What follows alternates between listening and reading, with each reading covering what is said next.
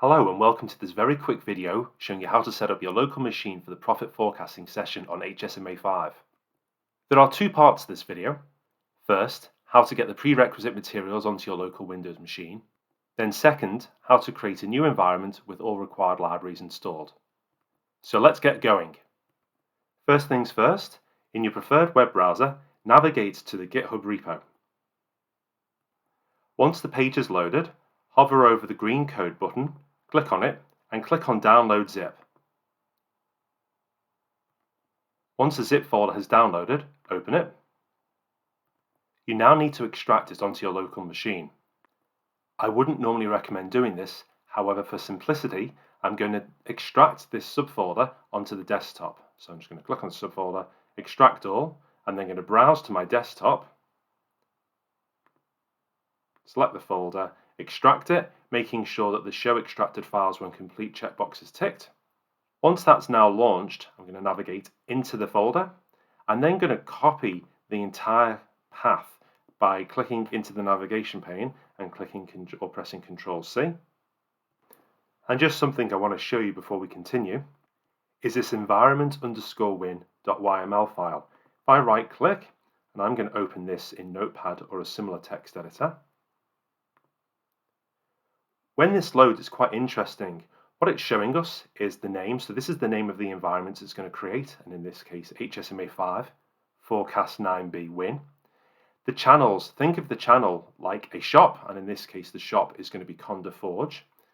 The dependencies are then the shopping list, and from Conda Forge, we can see a whole list of different packages that are going to be installed, including NumPy, Pandas, pip.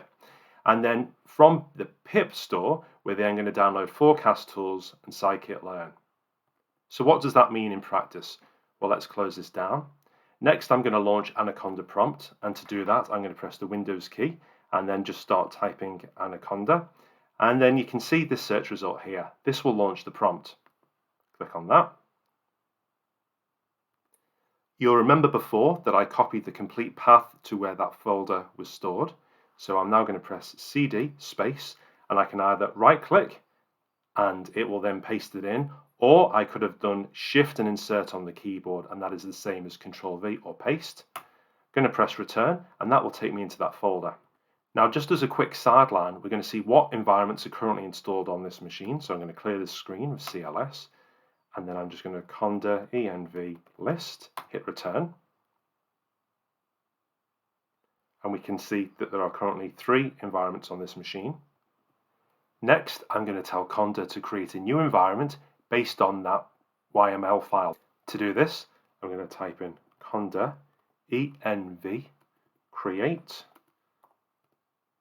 -f environment underscore win.yml and hit return. This will then collect the necessary dependencies, download them to your machine, and then install them respectively. This does take a little bit of time, so I'll continue to pause the video and just show you when we get to the prompt. Now the installation is complete, we have instructions on how to activate the new environment. We can select the text, then with the right mouse key click, that will copy to the keyboard, then we can either right click or use the Shift Insert, and you can see it says Conda activate, etc. Hit return, and then on the left, instead of base in parentheses, we now have this new environment. And then from here, if we want to see what environments we have installed, we can use that conda env list. Give it a second, and you can now see we have this new 4th environment, which is the active one, denoted by the asterisk. Now that the environment and all its dependencies is successfully installed, the final thing to do is to launch Jupyter Lab. We do this by typing Jupyter-lab, hitting return. The web browser will then open with a Jupyter Lab interface.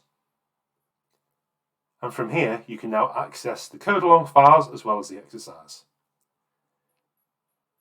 That's it.